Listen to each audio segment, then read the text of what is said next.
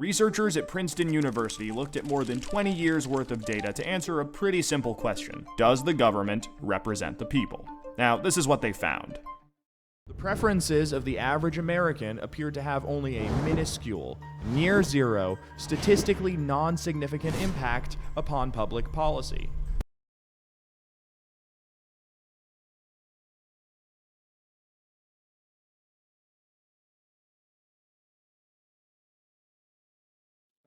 This structure, you're talking about this power structure? Well, the power structure basically is made up of a lot of very powerful business and corporate leaders in the country.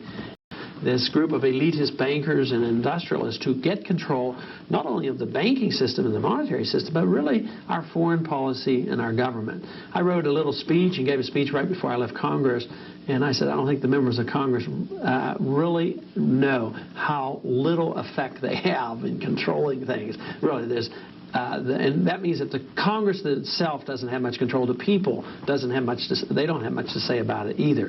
The control of overall policy is really in the hands of a very small number of people who control all the administrations, all the appointments to cabinets, and certainly all the appointments to the Federal Reserve. So that shows we have a single-party political system in the United States. Just maybe split in two a little bit, but there's really no difference. It's a single party, and if you touch, if I may, just on your comment a moment ago about the parting speech that you left with your colleagues in Congress. Now, you were there for 4 terms, and I think are aware of the general level of awareness of your colleagues in Congress at that time. Do they really not know that all of this is going on, that the power structure is there, unseen, but really manipulating the strings? Most of them don't know. Most of them are suspicious that the problems are more serious than they would never, ever admit publicly, but they don't understand the policies. But if you get somebody at the head of a committee that's been around for 30 years or so, I think that they know very much what's happening. They're very much attuned to what's happening, and I don't think they get that far. I don't think they get to head of a committee unless they've more or less been accepted, by the power structure.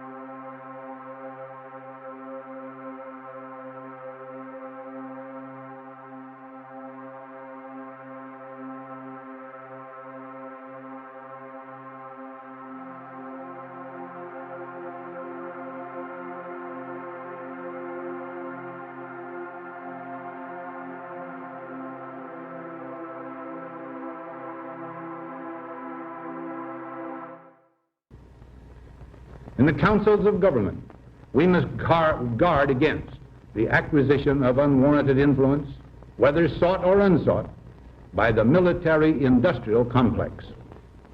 The potential for the disastrous rise of misplaced power exists and will persist. We must never let the weight of this combination endanger our liberties or democratic processes.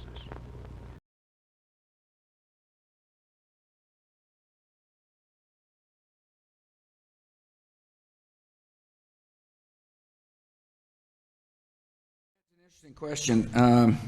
One of the problems, not specifically on this issue, just in general, let's put it this way: money trumps peace sometimes. In other words, commercial interests are very powerful interests throughout the world, and part of the issue in convincing people to put sanctions on a specific country is to convince them that it's in the world's interest that they forego their own financial interest.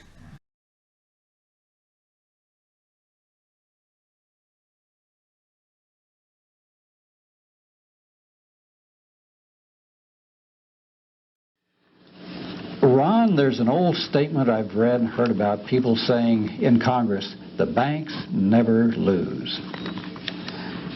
Well, I think that's a general statement. I think the big bankers never lose. But I think a little banker right now is losing a lot because a lot of little bankers are getting closed down. The big banks are gobbling them up. I don't think David Rockefeller is going to lose. I don't think he's going to be out selling apples or pushing pencils anytime soon. Dick Durbin said it best. He said, you know, the banks still own this place, right? Referring to, you know, Congress and the Senate. You know, Senator Dick Durbin last week said that the banks own Congress.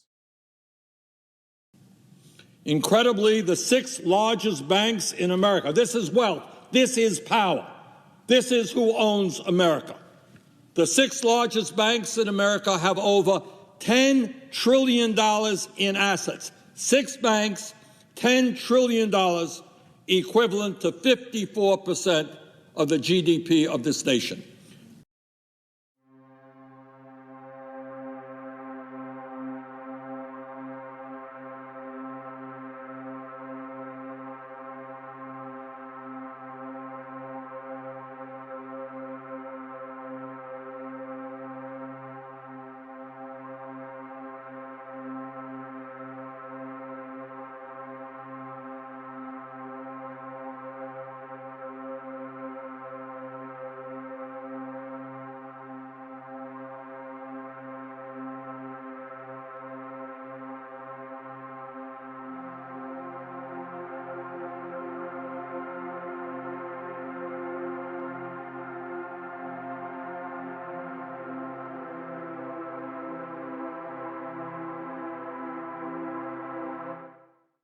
Who owns big business?